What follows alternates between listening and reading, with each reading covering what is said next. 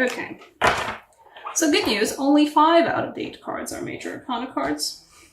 Is that good news? I don't know. Hangman, Chariot, Wheel of Fortune, non-major arcana card for this card, the extra card for this deck, the Illumination, that I do count as a major arcana card, and the High Priestess. Those are your major arcanas.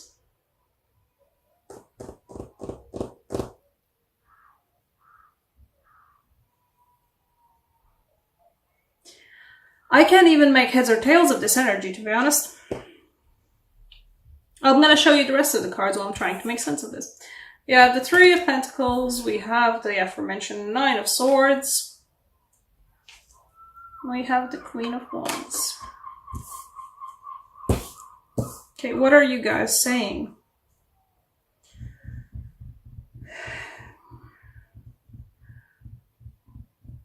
There is a big change coming. You're going to be feeling like you have no control over what's happening, while you do actually have control of what's happening. No, that's not it. There is a big change coming.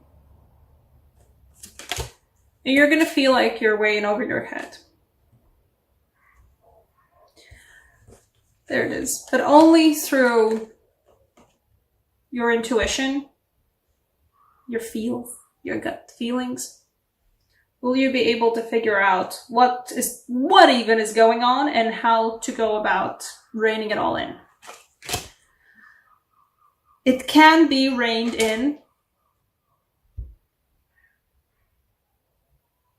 but only if you kind of let go. If you let go of the analytical, if this then that thinking. If you've got that mindset where you've got like a set of rules in your head, if you've got like a set of operations where if this happens in my life, then I do this and this and this and this. The upheaval is going to be very large, and your first instinct is going to go completely analytically at it, and whatever aspect of your life is happening, your first gut feeling is gonna be to go completely analytically at it and rein it in using your previous modus operandi that is not gonna pan out this time. It's not. Your previous modus operandi will lead you to this. Just purely look at the visuals of the cards if you don't know shit about tarot. The previous modus operandi, the previous way you were doing things, if you apply this to this situation, will lead you to this. What you need to do is learn how to walk on goddamn water. You need to tap into a completely different aspect of yourself. And that will lead you to be the absolute boss of the situation. I mean, the situation is still a mess, and there's still, everything's going in all different directions, and you don't have reins to hold all that in. But you kind of do. If you come from the position of working from your gut, working from your inner knowledge, working from your feelings, I don't know, working from your heart even, you're going to be able to handle this. If not, then this. I mean, either way, probably this. Either way. Whatever it is that you've been building and working on that's having such an upheaval right now, and everything about it. Might be a job, might be a venture, might be a like outside of work way of income, might be I don't know, living situation, something that you've been putting serious work into, literally laying the bricks in some cases. the thing that's gonna just, like, this is not just like, oh, Wheel of Fortune, stuff's kind of turning around, maybe coming back to where it needs to be. It's a major spin of the wheel, and it's not like the spin of the wheel where it's like, oh yes, and the Wheel of Fortune spins around, you know, like the world keeps spinning, and now it's summer again, where previously there was winter, and just keeps like nice and evenly spinning. No. The illumination gives the Wheel of Fortune like an actual Wheel of Fortune, like in TV shows where you just go spin and just spin it as hard as you can, and then just hope it lands on something good, or hope it lands on the best thing that it can. That's what that spinning will be like. That's what that upheaval will be like. It's gonna make your head spin too. And it's gonna be about something that you've been putting hours into, you've been putting work into, you've been putting effort into. And you're probably gonna be so anxious about it, you've been already anxious about it so much that you have sleepless nights, you can't sleep, you can't relax, everything's horrible. You feel like you're staring into the mouth of just so many swords. Why does the swan have so many swords in its mouth? What kind of a swan even are you? But that's what that will feel like. You're staring into the maw of something that's absolutely has the power to swallow you whole. It won't, but it won't anyway. But if you have the ability in you to connect more deeply with your intuitive side, with your feeling side, with everything, with this, with the delicate balance of walking on water. As in one particular commentary for this card, I said that it does make me think of Persephone's and Haiti with the pomegranates. The ability to be in both a goddess of spring and the queen of the underworld. Doing both. Being connected with both. If you have the power to connect more deeply with that, you will stop feeling like this. You will stop feeling like you're staring into the maw of so many teeth that are going to swallow you whole. Because you will be. This is an illusion. This feels like this, but that is an illusion.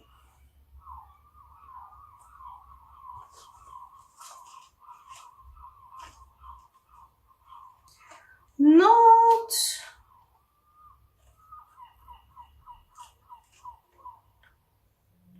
Where is the Queen of Wands?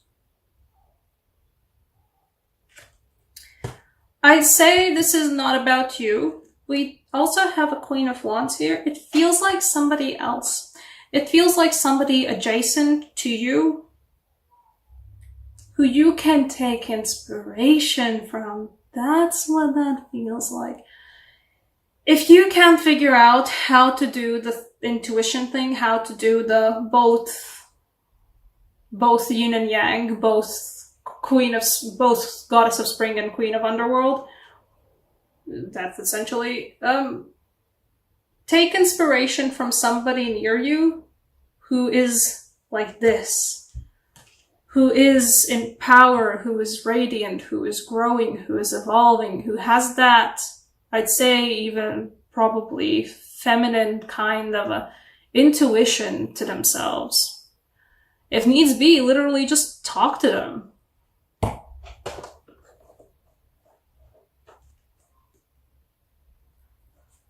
You will... They will be around you. Somebody like that will be around you. I don't know whether it's somebody close to you romantically or a mother figure, perhaps a father figure, I don't know, some parent figure. But somebody who has that vibe with the universe, or even when you've seen that they've gone through times when they're just swamped, when they're just way in over their heads, but they still manage to retain that, yeah, I'm in over my head, but I've got I've got a vibe about where this is going. I've got a vibe about how to handle this, and they do. That person, okay, is where you get that inspiration from. Possibly somebody who is a past friend, a good past friend, or a good past relationship of any kind.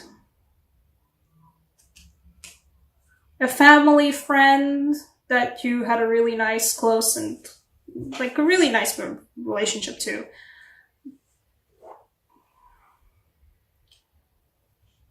But whoever it is, it's somebody who is close to you or has been close to you before and has the possibility of being close to you again.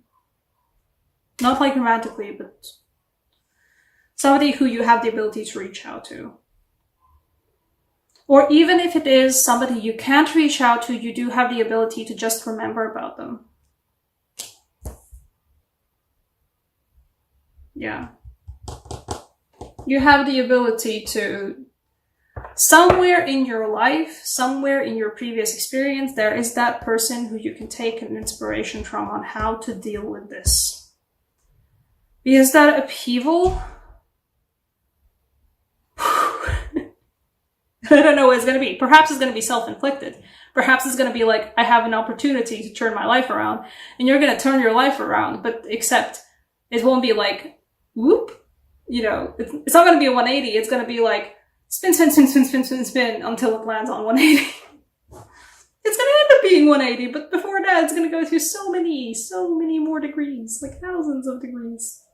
Something circumference, something blah, blah, blah math. Right, Latvian signs for you. What energy will help you? I'm using the Latvian signs deck. The Latvian signs deck it is not unlike runes. It's actually not like runes. It's just symbols from Latvian culture that carry very good energy to them and can be used as sigils, pretty much. Can be used even when you just invoke different runes in any kind of spell work.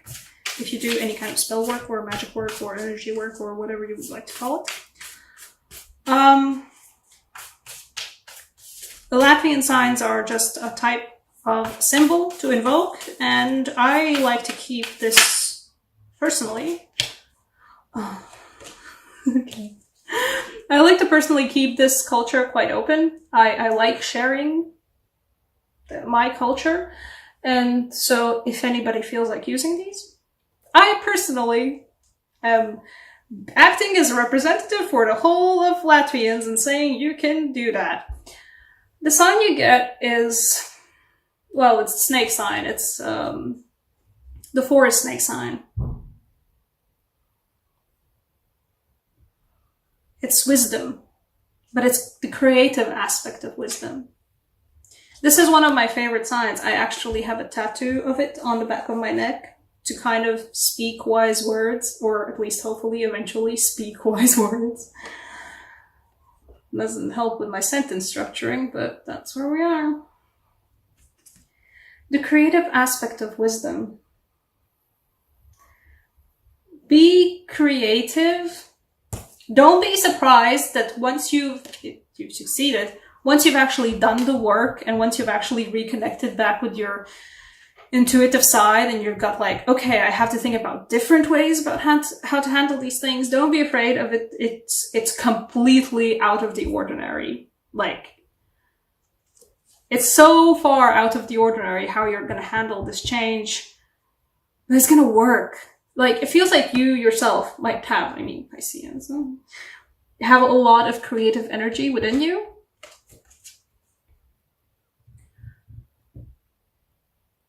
That creative energy kind of holds the universe together. I just said that, I guess. That creative energy holds the universe together. It can also hold this together. Well, it's a little bit like, whoa, what even is going on? If you are if you are pursuing a creative, whatever venture it is for yourself, that's where you're going to find the strength in. That's where you're going to find the oddest solution on how to deal with this. Like, it's going to be something you're going to have to like think in like loops kind of about it. Like, you're going to have to think differently, but whatever it is that you're doing creatively, or multiple things that you're doing creatively, somewhere in there, that's where you're going to find the